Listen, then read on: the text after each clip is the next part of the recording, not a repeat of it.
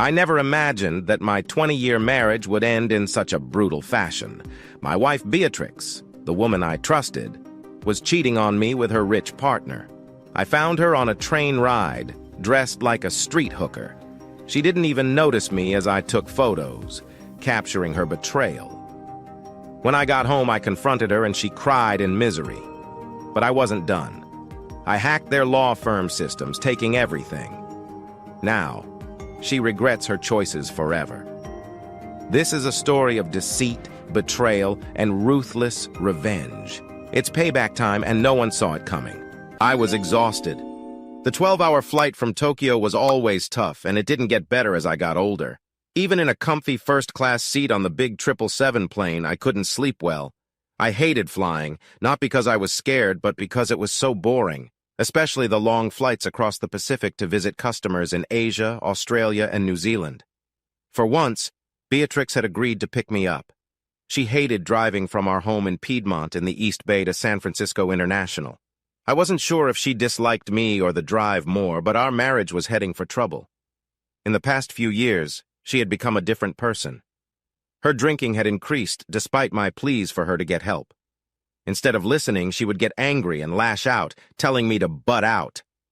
I tried to explain that our marriage was my business, but she paid no attention. I hadn't told her why I insisted she pick me up, but she finally agreed, reminding me that the BART train home was quicker and easier. Maybe for her, but after a long trip, I'd rather sit in her big Mercedes than on a train seat. I also hoped to have her full attention and knew she wouldn't be drinking if she was driving, so at least she would be sober when our talk started. But now, it was 7:30 a.m. on Sunday morning, and I was on the first train of the day from San Francisco International. Beatrix and I had planned to meet when my flight arrived Sunday evening, but my work in Taipei wrapped up early, and I caught an earlier flight from Tokyo. I must have called Beatrix a dozen times before leaving Tokyo, but no one answered at home or on her cell. I was arriving about 12 hours early, reaching San Francisco around 6 on Sunday morning. Even if I contacted her, I doubted I could convince her to get up that early. With no answer, many thoughts ran through my mind. Had she finally left? Probably not, but if she did, would I care? Deep down, I knew I cared. We'd been married for over 20 years and had 2 wonderful kids. I'd loved her since we were kids who lived across the street from each other. We grew up together and shared many life experiences. She had also broken my heart deeply. I winced as I remembered how, during our junior year at Berkeley High, she abandoned me. I was just a math and science geek, and she had become a cool cheerleader. We both grew up a lot during the 6 years we were apart. I hated it, but I learned I could live without her. Now I was about to find out if I could do it again. Beatrix's drinking had gotten worse over the past few months, especially since our son Brady left for college. Dad, you've got to help her. I know she's drinking a lot, but I've seen her taking all sorts of pills. I told her not to expect me back home. I love you both, but I can't handle her abuse and the way she disrespects you. I just can't. He gently scolded me for being away so much, but said he understood. I'm worried about her, Dad. I want my mother back. I hugged Brady and promised to find a way to get her into treatment. So far, I had failed. I planned to tell her today that I was leaving her. I didn't intend to give her a choice between treatment or a divorce because I knew she would resist. No, I was just going to tell her I was done, and that whatever we had was gone. This made me very sad. Maybe once I moved out and filed for divorce, she would realize the seriousness. Alcohol was powerful, but I knew my Beatrix could beat it. I just couldn't figure out what started her down this path and why she refused help. Did she hate me that much? So there I was, going through the Sunday Chronicle almost alone in the train car at that early hour. I ignored the stops as the train moved under the city. I barely noticed the driver's announcement of Embarcadero Station when I heard the click-clack of high heels on the marble platform. I loved the sound of heels and peeked over the top of the paper as she entered the door at the other end of the car. My heart skipped and my stomach dropped when I recognized Beatrix. What was she doing getting on a train out of the city at 8 in the morning? At that moment, her clothes caught my eye. She looked like she had a rough night. She wore a sheer white sleeveless sweater without a bra. Below the sweater was a red leather skirt that barely covered the tops of her dark stockings. I could see the silver suspender clips. On her feet were incredibly high red patent leather shoes with stiletto heels. Her auburn hair was messy, and her stockings had runs. She sat with her head down, not hiding the tears on her cheeks. She shivered. I lowered my paper and looked at her carefully. She didn't notice me. My Beatrix looked like she had been through a lot. She pulled a dark leather jacket from her large leather bag and wrapped it around her shoulders. I watched her, torn. Part of me wanted to go to her and comfort her, and part of me, angry, wanted to shake her and demand answers. A horrible, sick feeling spread through my body. How long had this been happening? Did she have one boyfriend, or was she doing something even worse in hotels in San Francisco? As the train sped under San Francisco Bay, her crying got louder. She didn't try to hold back her tears. We were alone in the train car, and she still didn't see me sitting just 20 feet away. I pulled out my phone, and as we reached the West Oakland station, I took a few pictures. What had happened to her? To us? Why was she doing this? I knew I'd talk to her when we got home. I didn't know where I'd go after that, but I promised myself I'd pack my things and leave today. Drinking was one thing, but cheating, no, even worse, was too much. My heart hurt for what we had. She was throwing it all away. I felt so sad. I had 4 more stops to decide what to do. I knew it was a bad idea to confront her on the train or at the station. I might even get arrested. No, I'd follow her home and talk to her there. Now, it wasn't about threatening to leave. It was certain. We would get divorced. 8 minutes later, the driver announced, "Rockridge Station." I waited for her to get off first. She was hugging herself, crying and trembling and rocking back and forth. As the doors opened, she seemed to realize she had to get off. She moved slowly to the door. When did she get so thin? As soon as her back was to me, I grabbed my carry-on bag and left through the front door just as it started to close. I watched her walk slowly down the sunny platform with her head down. She pulled out a handkerchief and wiped her tears. My beautiful Beatrix, my wife, the woman I loved, looked as sad as anyone I had ever seen. I felt crushed. I followed her about 20 feet behind as she walked down the stairs from the platform. I doubted she would have noticed me even if I was right next to her. She fumbled in her large tote bag until she found a small purse. She got out her BART ticket and made her way through the turnstile. I followed her down the escalator and into the parking lot. She walked to her new silver Mercedes S-Class. I took photos as she opened the car, got in, and drove away.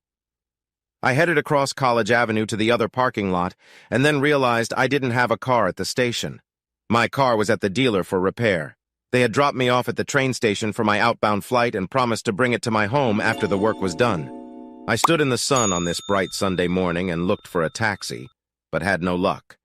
I mentally shrugged, put the bag's strap on my shoulder, and started walking the 2 miles home. Luckily, I had dressed in comfortable clothes, a polo shirt, khaki pants, a light jacket, and comfy shoes. As I walked, I passed several benches and thought of sitting down to think. But I knew it was time to get home and face her. Waiting wouldn't make things better. After about 10 minutes, I realized the walk was probably the best thing for me.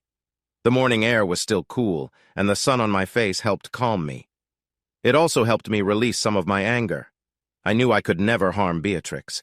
I wondered how she would react when I got home. Would there be tears and apologies, or just more anger? She seemed so sad and weak that I doubted she had the energy to fight. What would Brady and Connie say? Brady seemed to know our marriage was in trouble. Connie had been at college most of the last 4 years, but she had to notice the tension and her mother's drinking during short visits home. I didn't think she'd be surprised. After about 40 minutes, I climbed the hill to our house, the exercise warming my tired muscles. We had lived there for more than a dozen years, most of them happy. I remembered how excited Beatrix was when we decided to buy the home. It was a 2-story house with a Mediterranean style, a huge kitchen, and a large master bedroom with a big tub and a shower for 2. I thought of our first weekend in the house and how happy we were. Now, our dreams were gone. I fished my keys out of my jacket pocket. The house was silent as I walked through the main floor to the kitchen. The house was spotless, as always. Between Beatrix's need for everything to be clean and a cleaning person every week, it usually looked ready for a magazine photo shoot. Even drunk, Beatrix cleaned. I did notice a glass and empty bottle of scotch in the sink, which was unusual. I walked up the stairs, calling Beatrix's name. I didn't want to startle her, although I had no idea what condition she'd be in. I figured she might have changed her clothes, showered, and fallen asleep in our king-sized bed. She looked like she hadn't slept in weeks. I gently pushed open the double doors to our bedroom, softly calling her name in case she was asleep. I decided that if she was in bed, I would just leave her there and talk later. There was no sign of her, though her clothes were scattered on the floor. That was also not like Beatrix. My confused brain noticed there were no panties among the clothes. Through the bathroom door, I heard a song from Beatrix's favorite album, something by Sarah McLachlan. I found her music a bit too emotional, but Beatrix loved to listen while in her bath and in her car. I started to turn the knob when Beatrix's phone beeped with a message. The sound came from the small purse on the dresser. Then I saw the mirror and the evidence of what I guessed was cocaine. There was a small pile of it left on the mirror. I wondered if it was for after her bath. My God, Beatrix, what are you into? Next to the mirror was a plastic bag filled with white powder. It looked like a lot. Where did she get so much cocaine? It must have cost a lot of money. Was she trading favors for drugs? Oh, Beatrix. The phone beeped again. I pulled the phone from her purse and opened it. There were several missed calls, all from the same San Francisco number. I went to her voicemail and entered her password. It was always the same, our daughter's birthday. Beatrix, baby, where'd you go? We're still having a party here. Call me. The voice was a bit slurred, but it sounded familiar. I listened to the next message. Beatrix. Enough fun, baby. You need to get back here. You know the deal. No more treats, unless you play. You better come back soon. This time I recognized the voice as one of Beatrix's work partners. His name was Cole Harvey. The next message was even harsher and angrier. Beatrix. God damn it, get back here right now. We're not done playing. If you're not back here in the next 10 minutes, all the photos will go to your useless husband. You wouldn't want him to find out, would you? Anyway, you know you like it. Wait a second. Mark says he needs you back because he knows you want more. I didn't listen to the next message. I had heard enough. Beatrix had gotten involved with Cole and was using cocaine, probably given by Cole. I felt sick thinking about Mark Lamont being involved. While Cole always seemed slippery, Mark seemed like a decent family man. But now this. I leaned against the door, hearing the quiet, sad singing, and knew it was time to confront Beatrix. My hands shook with anger as I opened the door. Why? I stepped into the bathroom expecting to hear a scream of surprise or some kind of reaction from Beatrix. Instead, she was just lying there in a bubble bath, a peaceful smile on her face. An empty bottle of champagne was on its side near the tub. Nearby, on the floor, was an empty pill bottle. I went to her and shook her, furious, wanting to wake her and ask why she had done this. I wanted her to tell me. I still had her phone in my hand and I called 911. Beatrix did not respond. Suddenly, all my rage went away, replaced by fear for Beatrix. I drained the cooling water from the tub and lifted her out, wrapping her in a large towel. She was so thin I hardly recognized her. She seemed to weigh nothing as I carried her to our bed. Beatrix had always stayed in shape with diet and exercise, but she had always had womanly curves on her tall frame. Now she was ice cold as I held her close. I took her to the bed and covered her with blankets. Her pulse was very slow and her breathing was shallow. I knew I had to act fast if she stopped breathing. Please, Beatrix, please don't die. Please don't do this to us. I lay close with my arms around her, trying to give her some of my warmth. With great reluctance, I left her for a few moments to hide the bag of cocaine and open the front door. I left the rest of the cocaine on the mirror. I knew the medical people would need to know what she had taken. I looked at the pill bottle as I listened to the fast-approaching siren. The pill bottle said it should contain 20 pills, and the date on the label showed it was bought a week ago. The fear of losing Beatrix, of being without my wife, lover, and friend, turned my stomach in knots. Despite what we had been through the last couple of years, I never considered letting her die. I knew I still loved her deeply, and I wanted desperately for her to live.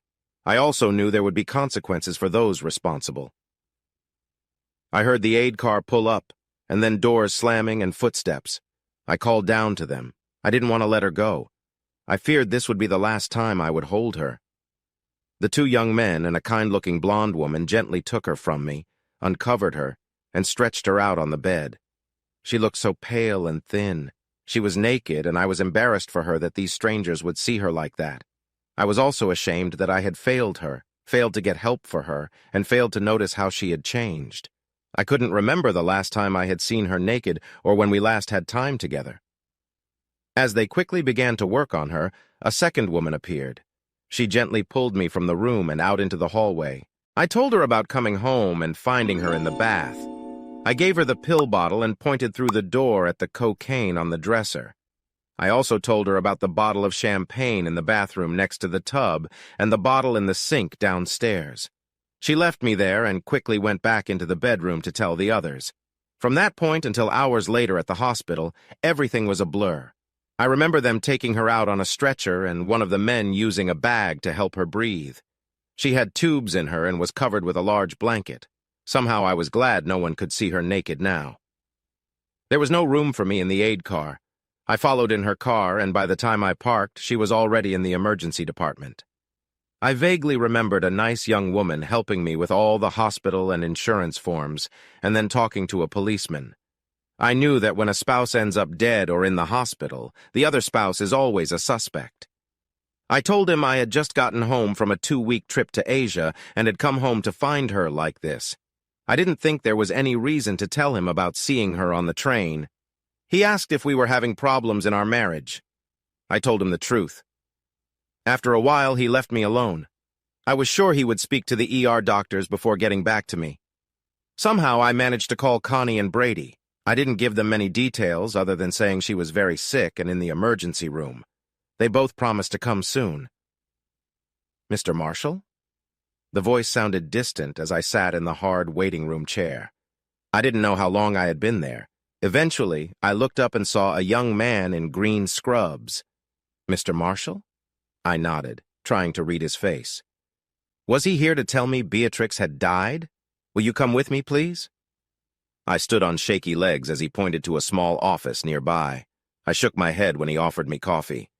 Mr. Marshall, your wife is out of danger. I didn't hear the rest of the sentence as I buried my face in my hands and cried. He left me alone for a few minutes. Then I felt a hand on my back. Mr. Marshall, I'm Dr. Norman. The younger man was replaced by an older one, also in green scrubs. Are you okay to talk now? I looked at him and could only nod. He handed me a glass of water. I drank it gratefully. Thank you. Mr. Marshall, I know it is very hard when a spouse tries to take their own life, but just know that she will probably make a full physical recovery. She is very thin and dehydrated. She had a lot of alcohol in her system, sleeping pills and cocaine. In a strange way, the cocaine might have saved her from the immediate effects of the pills she took. The medics did great by not waiting to pump her stomach. If you had waited maybe even 5 more minutes to call for help, she might not have made it. Can I see her? Yes, but she's still out and maybe for a few days. My whole body ached from lack of sleep, and the adrenaline rush had left me exhausted. My legs felt heavy as I made my way to the intensive care unit. I trembled as I looked at her. She was very pale, and her hair was under a surgical cap. She hardly looked like my Beatrix, my sweet love, the mother of our children, and my lifelong friend. The heart monitor showed a steady but slow beat. They told me she was on the ventilator as a precaution, and once her breathing stabilized, they'd take her off. Beatrix, please don't die, I whispered. The ICU nurse eventually asked me to leave, and I found myself in the quiet hospital cafeteria on a Sunday morning. I was exhausted, but my mind was wide awake. I needed to sleep, but it had to wait. I poured myself a cup of thick black coffee and added cream and sugar. I usually took my coffee black, but today I needed the extras. I sat in a hard cafeteria chair and thought about the years we had been together and the events that led to Beatrix's suicide attempt. Actually, it was not an attempt.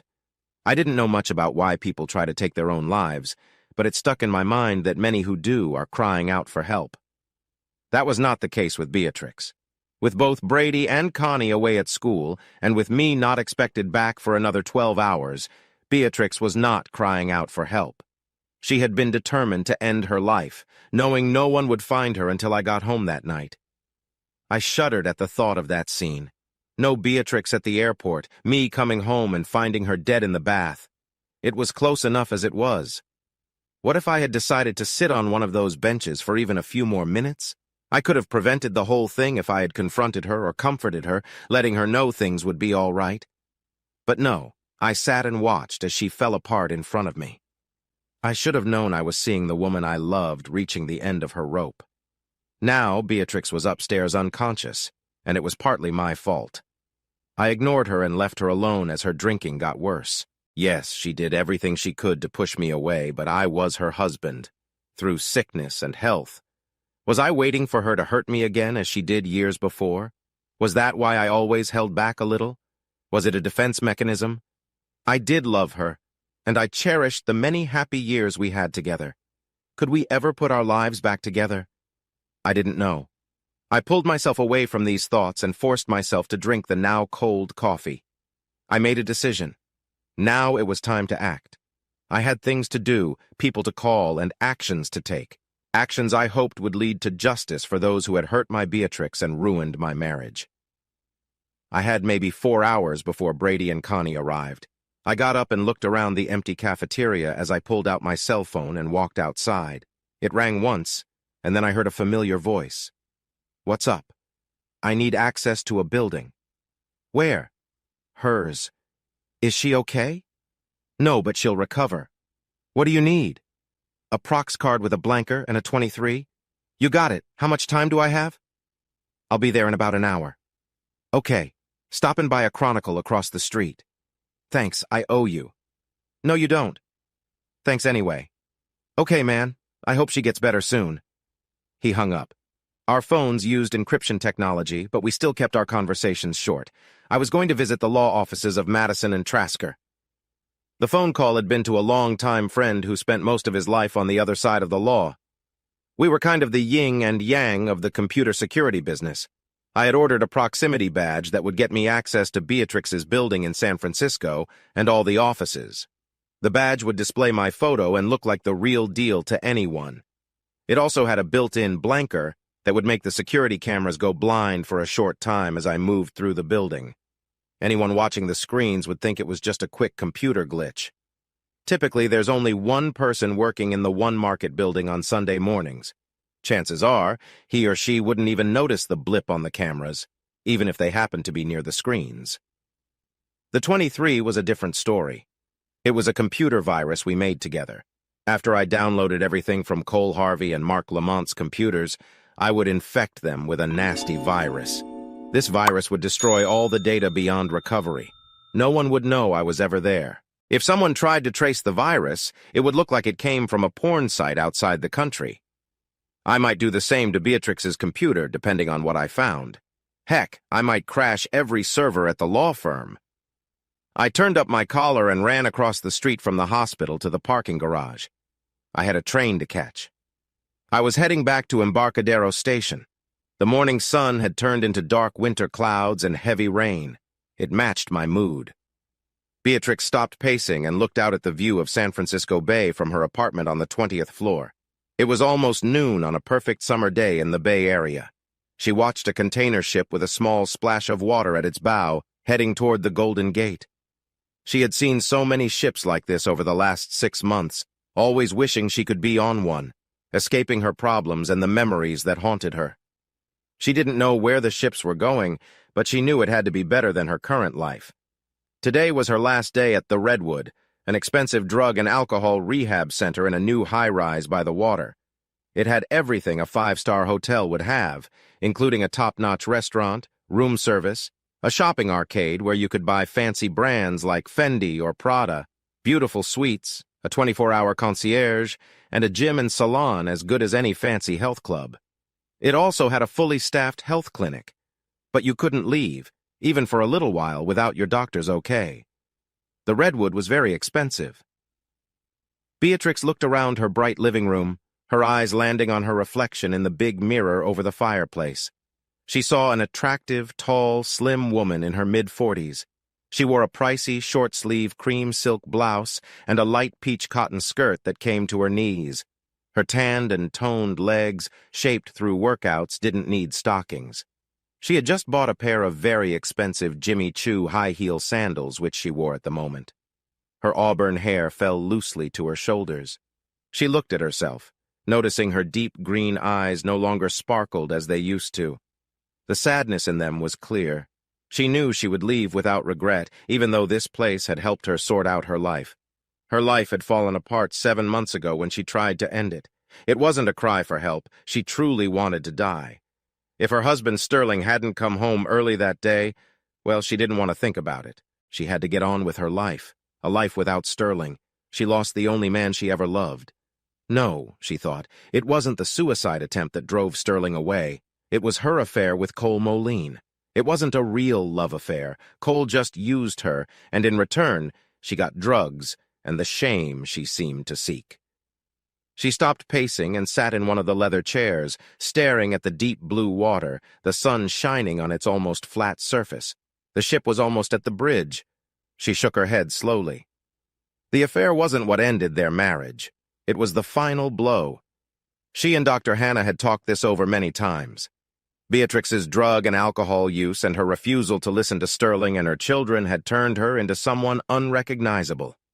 Instead of the happy mom, wife, and paralegal at a top law firm, she became someone who pushed everyone away with her shouting and hurtful actions. It wasn't the affair that destroyed their marriage. It was the 2.5 years leading up to it. Her paranoia, groundless jealousy, and withholding of affection drove Sterling away. Staring at the water, Beatrix thought about her daughter, Connie, who stood by her throughout everything. Connie was away at college at UC Santa Barbara and didn't see the worst of Beatrix's downward spiral. Her son, Brady, however, spent his high school years dodging her insults and trying to avoid her drug and alcohol-fueled rages. Shortly after Brady left for college, Beatrix started her affair with Cole. Brady had left after a big argument where he finally told her off. He said he was glad to leave, and if it were up to him, he'd never return. He scolded her for how she treated his father. "Why do you think Dad is gone all the time? Do you think he has a girlfriend? You know better than that. He loves you more than you'll ever know. But what you're doing to yourself and to him is destroying your marriage. I'm glad I'm getting out now so I don't have to watch it all fall apart." His goodbye was so sad that it broke her heart. She cried for hours after he left. She was too upset to help herself. The next day at work, one of the partners, Cole Moline, noticed her mood and said he had something that might help. The cocaine did help, and all her sadness went away. Soon she was addicted, and when Cole suggested she could get more drugs by doing something for him, she agreed. They went to the hotel across the street. Cole was not caring like her Sterling. He was rough and treated her badly. She convinced herself that this was the best she ever had. This rough treatment made her feel even worse about herself. She started to believe she deserved to be treated badly.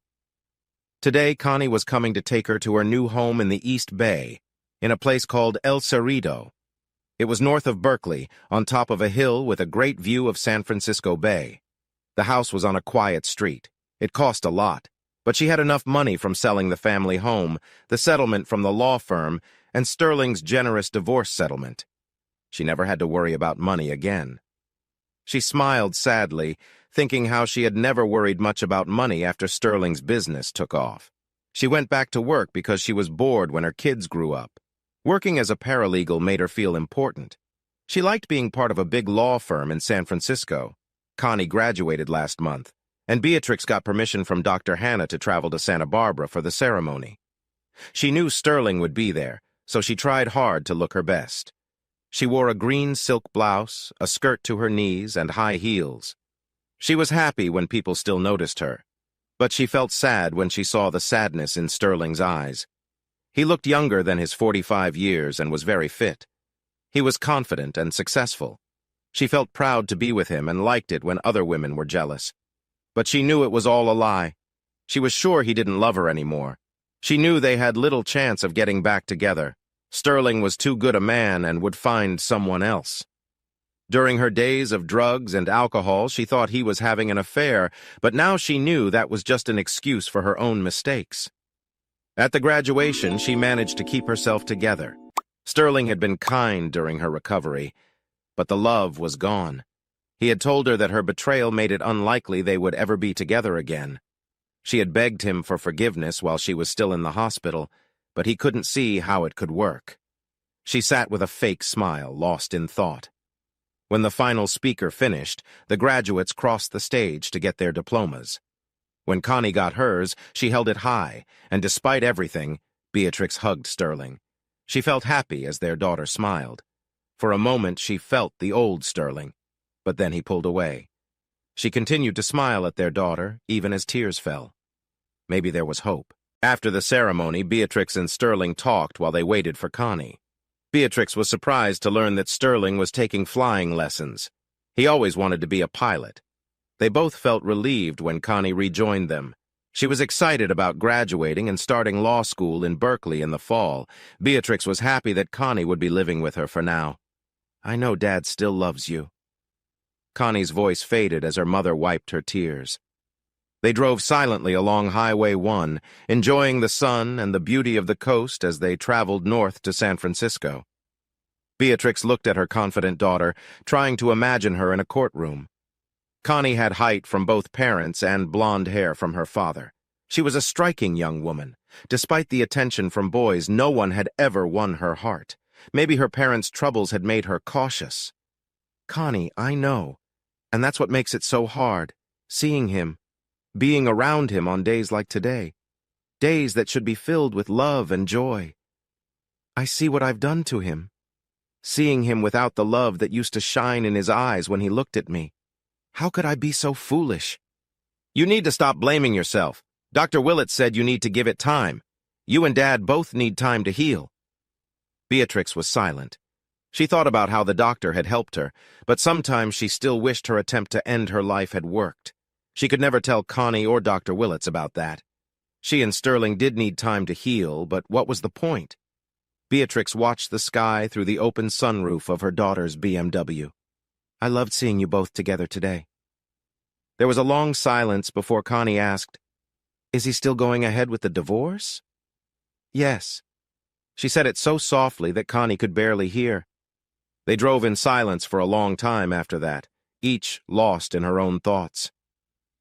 During their last meeting just a few weeks earlier, Sterling had sat next to her on the big couch in her apartment at the Redwood as she cried. They were supposed to discuss the property settlement. She knew this was the end of their marriage. The loneliness without Sterling filled her with dread. She needed to feel his arms around her one more time, but he couldn't do it.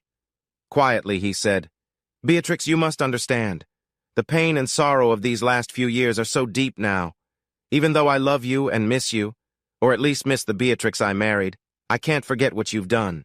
You betrayed me and our family, and I won't let myself be hurt by you again. I remember your promise 23 years ago when you said you'd never hurt me again.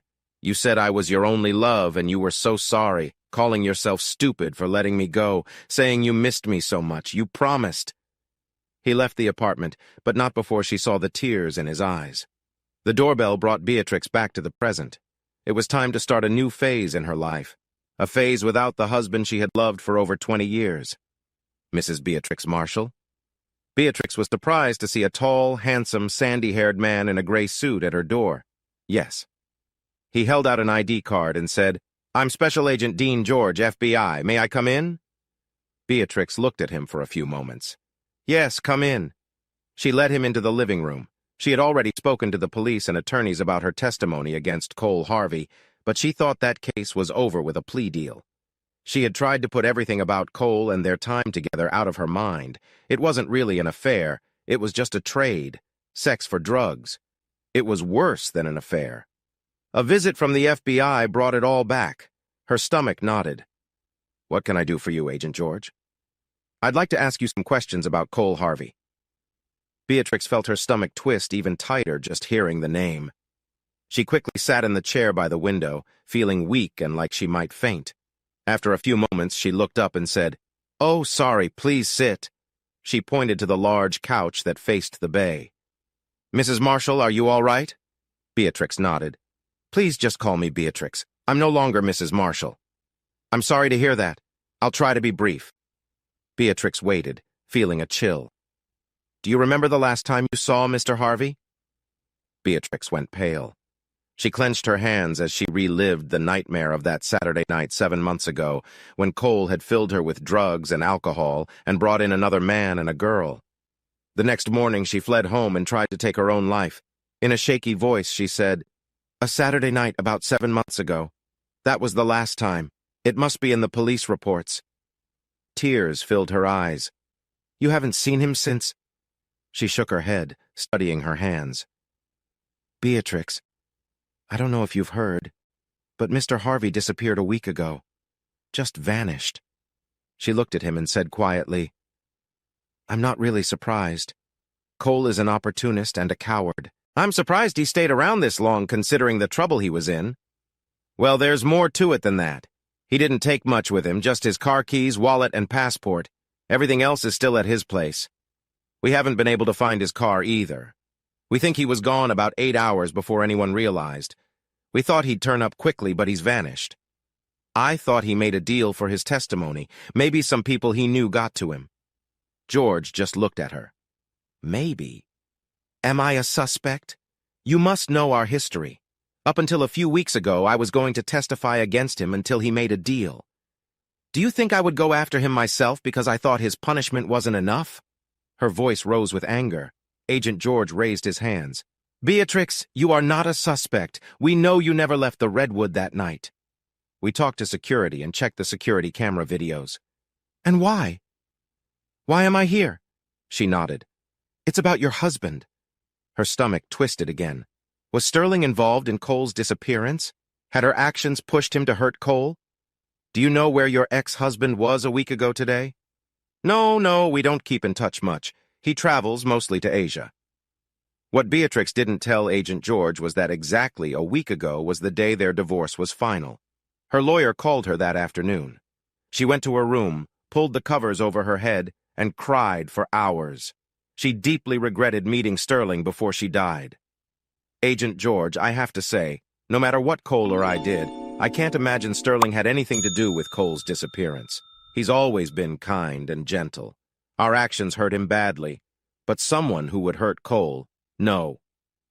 Beatrix, I think your ex-husband had the motive and chance to make Mr. Harvey disappear. Harvey ruined your marriage." "Let's get one thing straight, Agent George. Cole Harvey did not ruin my marriage. I did. It was all my fault. Cole was just the spark that made everything fall apart." George thought for a moment. Your ex-husband might not see it that way. She stayed silent. "Beatrix, do you know what your husband did during his 4 years in the Marines?" "No, we weren't together then. Only after—" Beatrix's voice trailed off as memories of losing and finding Sterling again made her feel sick. She had rejected him and then realized how wrong she had been. "Beatrix, in the Marines, your husband, your ex-husband, was a sniper. Records show he killed 46 men. Beatrix felt dizzy. She never knew.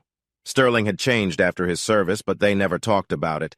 She thought it was due to the tough nature of the military. I spoke to his former commander, and he said the real count was likely twice that. Sterling was called Ace Marshal. He never missed.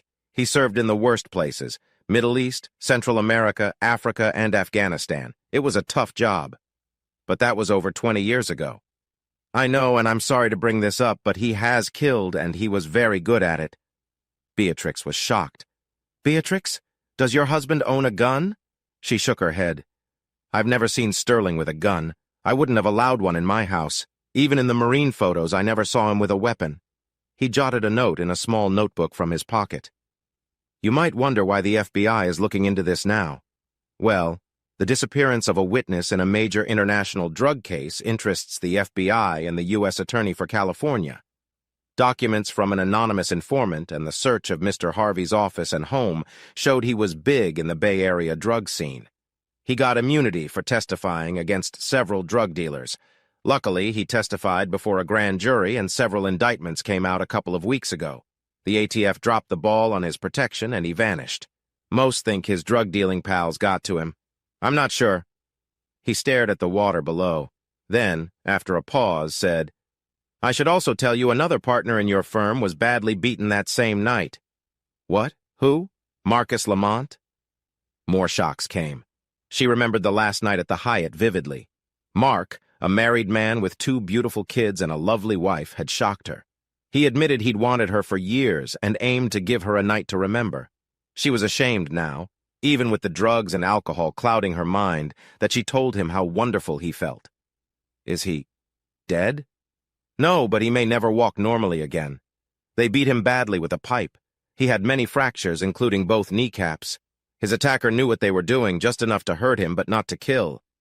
Mark said he never saw who it was, thought it was a cruel mugger, and wasn't very cooperative.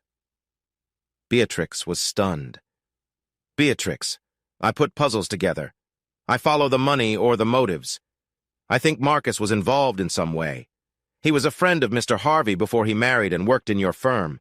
The hospital found cocaine in his body that night. You are the link, and we know Sterling knew about you and Cole. Beatrix looked at him, overwhelmed. She admitted she was oddly pleased Cole was likely dead and Marcus might never walk again. But Sterling, as the Avenger? Hard to grasp. Plus, how would Sterling know Mark was involved that night? She had told no one. She was too ashamed. Do you want to tell me about him? Agent George, everything came out in the police investigation. That's all I have to say. Everything had come out in the police investigation. A tip had come in anonymously, telling the police that Cole was dealing drugs and that Beatrix was somehow mixed up in it. When the police visited her in the hospital, Sterling was there with her. After they left, Beatrix told Sterling everything and begged him to forgive her. She knew her suicide attempt, and Sterling finding her had hurt him deeply. His reaction of anger and sadness burnt her like hot steam. From that moment, he never touched or held her, no matter how much she needed him. But how could Sterling know about Mark? Was it just a random robbery? No, that was too big a coincidence. What else did Sterling know? She was struggling to hold back her nausea. Agent George was sitting there watching her quietly. I'm sorry. I really don't think I can help you. She said this while shivering. Oh, don't worry, I'll keep trying. It's what I do. He stood up. By the way, have you ever heard of someone named Jagger? Or has your husband ever mentioned that name? No, I don't think so. Why? But he ignored her question. How about Eric Douglas? She knew that name. She hadn't heard it since high school. The only Eric Douglas I know or remember was my husband's best friend in high school. But that was a long time ago. That Eric Douglas is wanted in several countries for many computer crimes. He has robbed banks by finding security holes in their systems and has stolen millions from people, companies, and governments all over the world. He sees himself as a Robin Hood and goes by the name Jagger. We think many of his victims never report the thefts because they involve illegal money or goods. We believe he and your husband have stayed in touch and help each other. Agent George, I'm sure you're wrong. I haven't seen or heard of Eric Douglas since high school, and I'm certain Sterling hasn't either. They were friends back then, but how do you connect them now? Mrs. Marshall, you may not recall, but your husband didn't attend his high school graduation. A memory hit Beatrix hard. She did remember. She saw herself in the auditorium with a gift for him in her lap and an empty chair next to her where Sterling should have been. He was arrested the week before graduation along with his friend, Eric Douglas. What? They were brilliant with computers even then.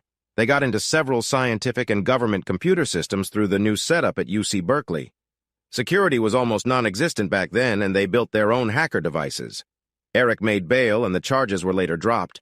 They were only charged with misdemeanor trespassing. Beatrix couldn't speak. She was shocked. Your ex-husband made a mistake by refusing bail. He spoke to his parents, but still refused bail. He asked the judge to let him join the Marines. The prosecutor dropped the charges, and the recruiter took him in. It seemed like he just wanted to escape. Eric Douglas later went to Cal Poly, studied math and engineering, and got a job with a small company in Silicon Valley that designed security software. He worked there for about 6 years, then quit and disappeared. Beatrix, can you guess the name of the company? She knew the answer. Zenith, she said quietly. Yes. He and your husband worked at Zenith together for at least 2 years after Sterling graduated from Cal Poly. How do you think Sterling got that job? He asked pointedly. We think Eric, a.k.a. Jagger, is living in the Bay Area now. Why are you telling me this? Your husband is not who you think he is. I believe he is involved in Cole Harvey's disappearance and the attack on Marcus Lamont. I don't know what to say, Agent George. I never knew Eric and Sterling worked together or anything about what Sterling did in the Marines, but I'm certain Sterling had nothing to do with Cole Moline going missing or Mark Lamonte getting hurt. Even to her, her words sounded unsure. Beatrix, the night Mr. Harvey went missing, the security cameras in his building malfunctioned. Lobby cameras, elevator cameras, and the camera outside his door stopped working for about 5 minutes at 10:02 p.m. Shortly after, cameras in the west stairwell and at the base of those stairs also stopped. There were no signs of forced entry anywhere in Mr. Harvey's building or condo. Our IT guys tell me they've heard rumors that some of our federal agencies have devices that can cause this. Beatrix saw where George was going. Special Agent George, my husband is a respected businessman and non-violent. Just because he knows about computers and security software and was once friends with Eric Douglas doesn't mean he is involved more than I am. It could just be a computer glitch. George just looked at her, unconvinced. Beatrix walked him to the door, holding his card. Thank you, Beatrix, for talking to me. I hope you enjoy your new home in El Cerrito. Best of luck. She closed the door and stood there for a long time. She had not mentioned her move to El Cerrito. Special Agent George was thorough. More importantly, was Sterling a murderer? Was he a computer criminal? After 23 years of marriage, she started to see him differently. If he did these things, was it because he cared for her? Or was it just revenge on the men who hurt her? Did he want to hurt her too? How could he hurt her more than he already had? She shook her head to push away those thoughts. She looked in the mirror again. She saw a very sad woman with makeup ruined by tears. No, Sterling loved her too much to hurt her physically. His revenge was his absence and her knowing she would never feel his arms around her again. In despair, she sat on the couch and stared at the blue water of the bay without really seeing it. Oh, Sterling, what have I done? What have I done? I've been such a fool. I love you. She sat and cried again, recounting memories. What a wonderful surprise. Thank you, Connie. Beatrix hugged her daughter while looking around her living room. Connie had unpacked many of her things and made the house livable. There were fresh flowers in vases in the living room and on the dining table. The large sofa was placed just as Beatrix had imagined, facing San Francisco Bay and the Golden Gate Bridge. The view was amazing, stretching from the Richmond Bridge to downtown San Francisco. Beatrix loved the peace of this place and believed it would help her heal. She still had weekly appointments with Dr. Hannah but thought the worst was over. She knew the worst of her illness and battle with alcohol and drugs was behind her, but life without Sterling was just beginning, and that was the hardest part. She never thought things could get so bad that Sterling would leave her. She should have known better since it had happened once before.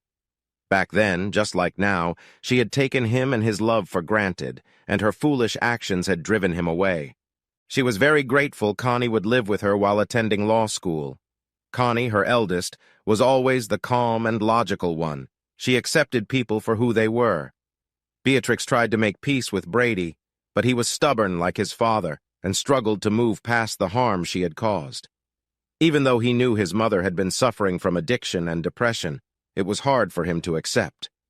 With Dr. Willett's help, Brady was slowly coming to understand that her treatment of him was because of her illness, not a lack of love. He rightly blamed her for the breakup of the marriage due to her horrible treatment of his father. Beatrix could only respond with regret and apologies. He was still cautious, but she felt confident he would eventually welcome the return of his loving and caring mother. Ready for lunch? Beatrix turned to see Connie setting plates of sandwiches on the dining table. It was a step up from the living room and next to the kitchen. Both rooms shared the same view of San Francisco Bay. They ate and drank their tea in silence for several minutes, each lost in thought. So what now? What now? What? Beatrix smiled at her daughter, knowing she was asking about her plans. She was not going back to Madison and Trasker. That was a given once Cole Harvey was arrested and the police, ATF, and IRS raided the firm. It barely survived after paying fines and settling suits brought by Beatrix and other victims of Cole and others. Much smaller now, the firm moved from its expensive downtown office to a smaller one in Oakland. Beatrix knew she had to go back to work to keep her sanity. I'm starting back to work next week. You know a girl has to pay the rent? Now it was Connie's turn to smile. I knew you wouldn't be able to just sit here and watch the view, but I thought you might take a little time. Connie, I've been cooped up in the redwood for too long. I need to get out and do something. Beatrix frowned as she realized this was the time she had thought about for years, the time when the kids were out of the house, and she and Sterling, with enough money, could travel to those places she had dreamed about. Now she was going to work to pass the time and keep her mind off Sterling's absence. Connie poured tea as they finished lunch and settled on the big sofa. So what's the job? It's a paralegal job with a woman who runs her own practice. She used to work for one of the big firms in town. She had an affair with one of the young partners, and her marriage fell apart. Beatrix wiped a tear with the back of her hand and tried to smile. Sounds familiar, doesn't it? Connie held her hand, worried by the sudden sadness in her mother's eyes. Mother, just wish there was something I could do. Beatrix grabbed a tissue from the coffee table and dabbed her eyes, trying to smile again. Anyway, her name's Celia Kennedy. Her office is in the 100 Stewart building. It's right behind One Market where I used to work. There's a coffee cart on the corner out front. It's where I always go for my morning chai. Beatrix smiled sadly. Nice that I don't have to look for a good chai. Anyway, Celia just moved into the building. She was up on Geary Street but needed more room because her practice is growing. She decided she could use a paralegal. I don't know how she found out about me, but she called me one day at the Redwood. Then she came to visit. We've had lunch a couple of times, and I really like her. Her ex, also named Sterling, used to be a big shot in mergers and acquisitions here. But after their marriage fell apart, he left. He worked overseas for some big shipping company for a few years, and now he runs the biggest private investigation firm in the Bay Area. She paused and wiped away some tears. With his new wife. Mom, you can't really think Dad's like that. And anyway, he still loves you. I know he's not seeing anyone else. He travels, and when he comes back, he just stays in his condo. Don't you think there might be a chance? Beatrix looked down, more tears falling. I hurt him so much. I don't know if he'll ever forgive me. Connie saw how sad her mother was. He's hurting. But I can't believe he wouldn't realize one day that you two belong together. Connie, I never told you this, but I broke up with your dad in high school. I was dumb and I pushed him away. He did forgive me years later, but I promised him I would never hurt him again. But I did, didn't I? She said as the tears kept coming. What? Mom, Brady and I know the story. Grandma and Grandpa Williams told it 100 times. You and Dad lived across the street from each other, friends since you were little, walking to school together, getting married after Dad got out of the Marines. What happened? Connie was shocked to see her mother hang her head and shake it slowly. Beatrix's eyes were shiny with tears when she looked at her daughter. That's the cleaned-up version. We started together and ended up married, but I almost lost your father because I didn't value his love. I was immature and foolish. Surprised, Connie just watched her grieving mother. Beatrix stopped and took a deep breath. It started at the end of our sophomore year in high school. That spring, I got picked for the pep squad. I had wanted to be a cheerleader for years, and suddenly my dream came true. Your father and I weren't technically dating. We were just always together. We went places, hung out, we were a couple. We walked to school every day. Connie smiled, imagining her parents as teenagers. We were just a couple weeks from the end of school when I found out about the pep squad. I was thrilled, and I told your father. I kept talking about how excited I was as we walked home from school. I admit I was a little let down by his reaction. He was my best friend, and I wanted him to be excited too, but he seemed, well, I didn't know what. Like an idiot, I thought he was jealous. I don't know why I thought that. Your father always seemed comfortable with himself. Beatrix looked off at the distant water, gathering her thoughts. Even then, he was tall but skinny. I guess you'd call him a math and science geek. He was brilliant in school. I had to work hard for my math and science grades, and I was glad for his help. But he was never a show-off. Connie poured more tea as she listened to her mother. Things were kind of strained between us for the next couple of weeks. Maybe not for your father. He either didn't notice or pretended not to. Things got better as summer started, and then it was time for our annual trip to Tahoe. You know, your grandparents had been friends for a long time, and every year we went to the lake for almost 2 weeks. It was wonderful. They always rented a couple of cabins and a ski boat, and we spent our time outside water skiing or walking in the woods or looking at the stars. Beatrix sat back, reliving the memories of that summer at the lake. Toward the end of the first week, your dad and I were lying on the pontoon on the lake, watching the stars come out, and all of a sudden we were kissing. We had never kissed before, and I had never kissed a boy before. I was sure your father hadn't kissed a girl. I discovered he was a wonderful kisser. Beatrix paused and sipped her tea, her eyes glowing. We lay there for a long time, holding hands, staring at the stars. I remember feeling a warm breeze across the lake. Then he said something strange. "You won't forget me, will you?" I rolled over, looked at him in the darkness, and told him he had been my best friend all my life. He was quiet for a moment and then said, "I don't ever want us to be apart, and with your schedule next year." I pressed myself closer and told him I'd never forget him, and I didn't ever want us to be apart. The rest of the time at the lake was magical. I know our parents noticed the change in us. There wasn't the usual teasing. We had become a couple. Oh, we never went further than kissing and holding hands, but there seemed to be all the time in the world for more. Beatrix stared at the view of the city across the bay, collecting her thoughts. It was too bad I didn't listen to him. She paused again. A few weeks later, everything changed when cheer camp began. Suddenly I was caught up in my new life as a cheerleader, and I hardly had time for your father. Before I knew it, school was starting. For the first time in my life, I missed the Marshall's Labor Day cookout. I had been invited to a pool party hosted by the head cheerleader, Emily Spencer. Her parents were out of town, and there was lots of beer and a crowd of older boys. I loved the attention and the feeling that I was part of this new group, the in crowd. Beatrix was part of the popular group at Berkeley High. My mom had mentioned that my dad had visited a few times, but I didn't even bother to call him back. Then it was the first day of school. Beatrix got up and stood by the glass doors looking out at the water. How could I have been so dumb? Dumb. She walked back and sat down again. He found me in the crowded hall between classes. I was with some other cheerleaders, and we were in our uniforms for the pep rally that day. He said something about stopping by my house that morning and my mom telling him I had already left.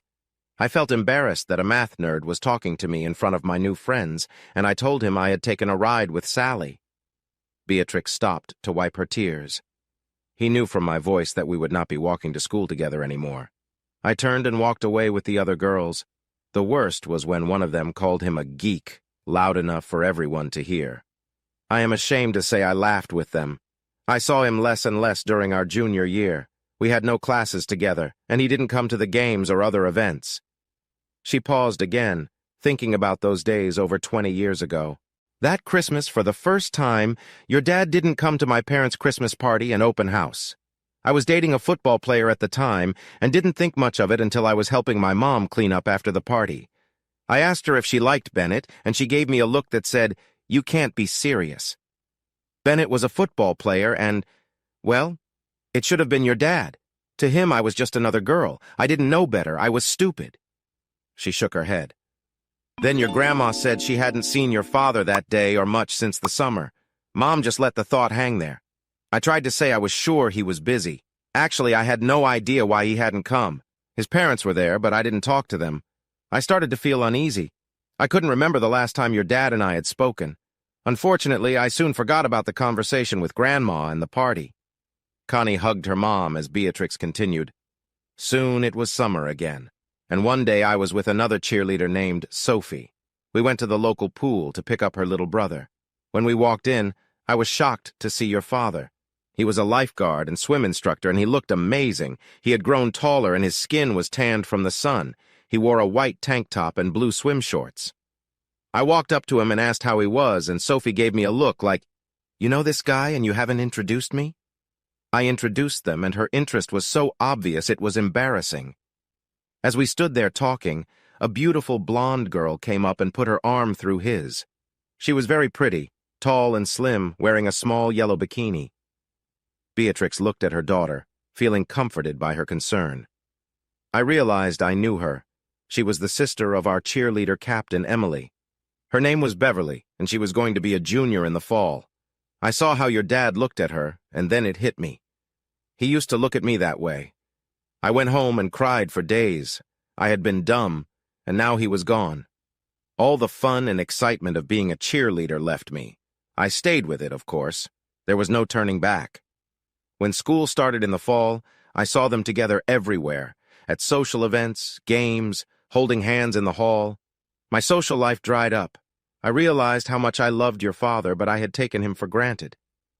Beatrix stopped her story and said, "Kind of like I did this time."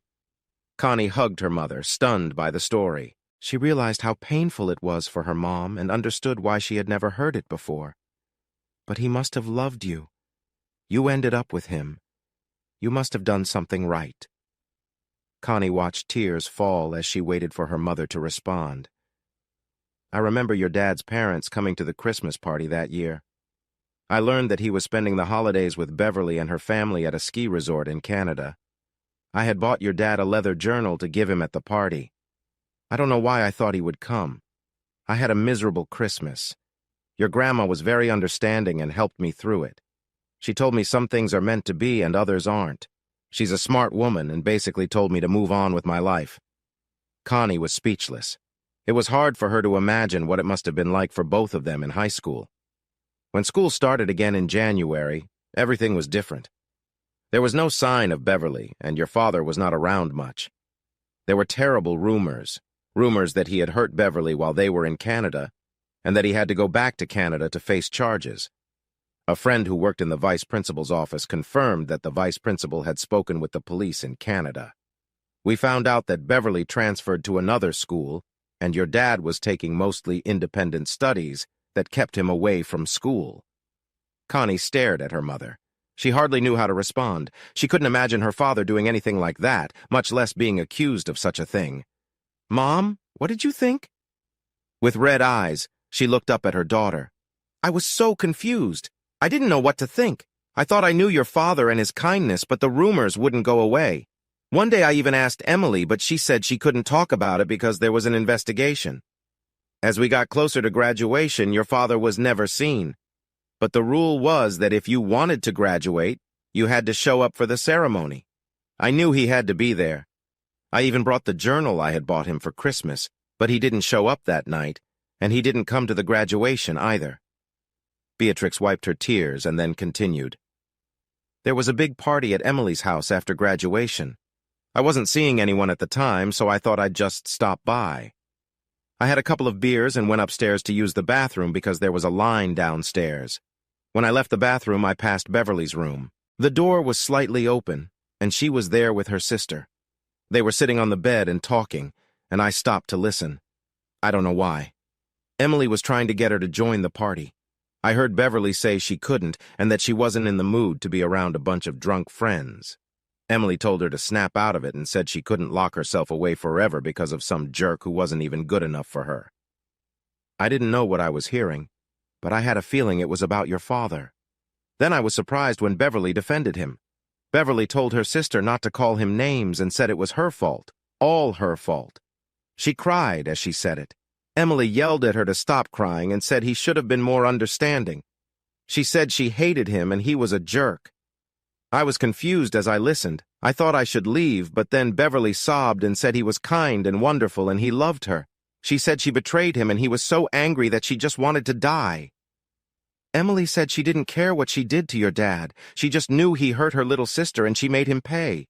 Beverly asked Emily what she did, and Emily said she fixed him by starting rumors all over the school that he was a monster and that he hurt her while they were in Canada over Christmas. Beverly fell on the bed sobbing and saying no, no, no. Then Emily said she even got the vice principal to call the police. Beverly looked at her sister, tears rolling down her face, and went pale when Emily said she got their father to help too. Emily said she found out from Cherie in the guidance office where your father, who she called that jerk, applied for college, and Daddy made some phone calls. She told Beverly that he found out Stanford, Caltech, and Berkeley were no longer interested in him as a student.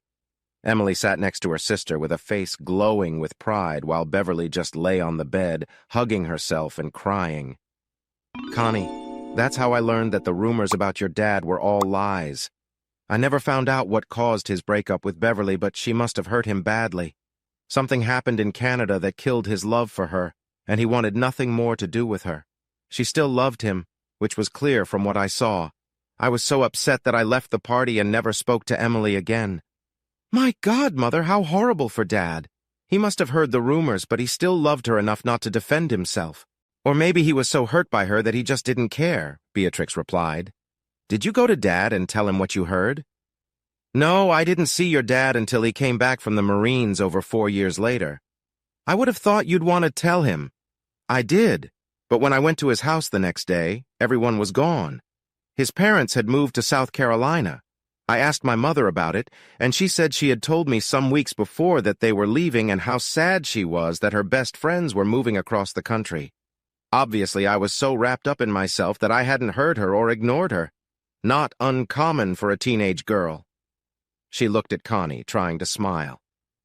I didn't know your dad was even in the Marines until some time later. I think it was a letter Mom got from the marshals. At that point, I think I just gave up on ever being with your father again. For a long time, I thought about him every day, but finally I started dating again while I was at Cal. So, what happened? What happened? It was Connie's turn to attempt a smile. Yes. How did you and Dad get back together? I mean, obviously you did. She watched her mother's gaze turn back to the water. Connie, enough of this for now. I'm tired out. I think I'll go lie down for a bit. The twist of fate. Mom, you're not really going to wear that on your dinner tonight, are you? Beverly sat at her vanity, dressed only in a blue robe, and smiled in the mirror at her 16-year-old daughter, Charlotte.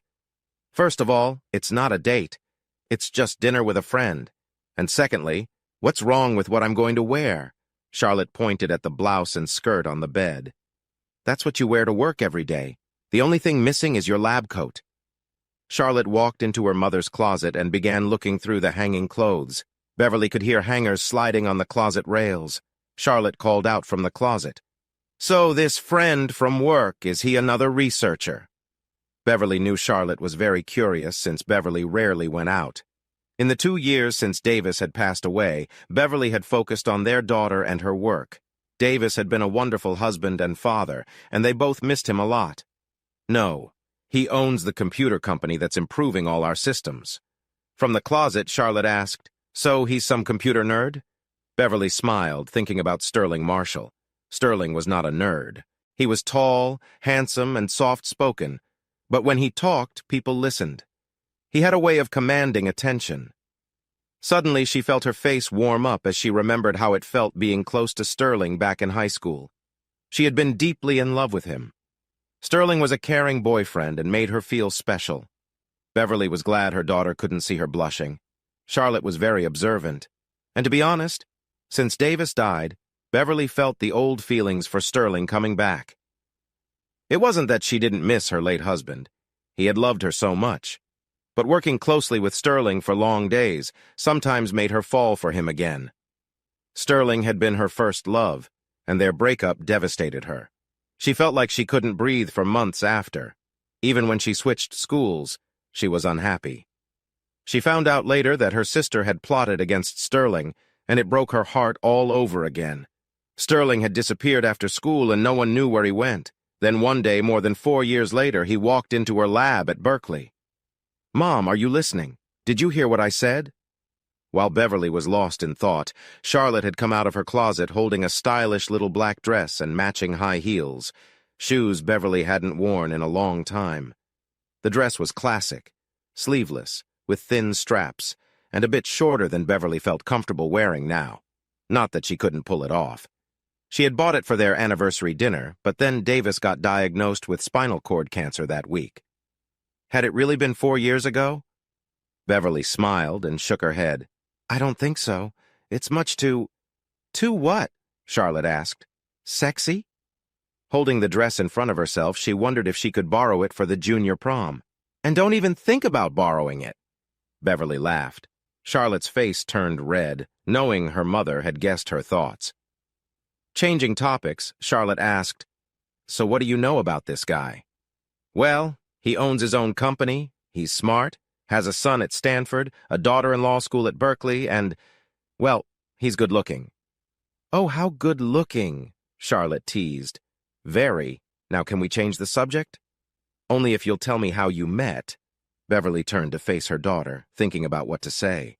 She and Sterling had been working together for almost 3 years, and the computer upgrade project was almost done. She felt a bit sad about that. Seeing Sterling made her day, and she would miss their quick lunch breaks, even if they were in a busy meeting room. Being around him made her happy. During Davis's final year, as his condition worsened, she relied on Sterling more as a friend. He was someone she could trust, without worrying about rumors spreading at the medical center. On the day of Davis's funeral, Sterling came to both the service and the burial. She saw him among the mourners, standing a little behind her, but they never got a chance to talk. His presence comforted her. As she walked away from the grave on that windy San Francisco day and saw him head to his car, she finally admitted to herself that she had strong feelings for him. Was she fooling herself? Were these feelings just memories of their passionate past, or was it something new? Was she just confused and looking for comfort? Did he feel more than friendship for her? While they worked together before Davis's death, he had only shown friendship. Sterling was married, but Beverly knew little about his marriage. Sterling spoke proudly of his son and daughter, but rarely mentioned his wife. "Hello, Mother. Are you still with me?" "Oh, sorry, I've known Sterling since high school." Charlotte looked at her, sensing more. "He was my first boyfriend." Saying those words brought such sadness, and Beverly had a hard time holding back tears. She grabbed a tissue and dabbed her eyes, watching her daughter's expression change from teasing to caring. Charlotte put the dress on the bed and came over to hug her mother. "He must have hurt you badly." Beverly didn't know what to say as the tears came. She couldn't believe the pain she felt from the memory of Sterling walking away from her in the park on that rainy January day so many years ago. It felt as fresh and painful as when it first happened. After a few minutes, Beverly calmed down. Charlotte moved back to the bed and sat facing her. She felt very protective of her mother and couldn't understand why she'd want to see a man who had hurt her so much, even if it was a long time ago. Beverly blew her nose and looked at Charlotte. She felt she had to explain and said, "He was the love of my life, my first love. He was a senior and I was a junior. We met at the Berkeley pool during summer. He was a lifeguard." She smiled a little, thinking about meeting the shy lifeguard with intense gray eyes.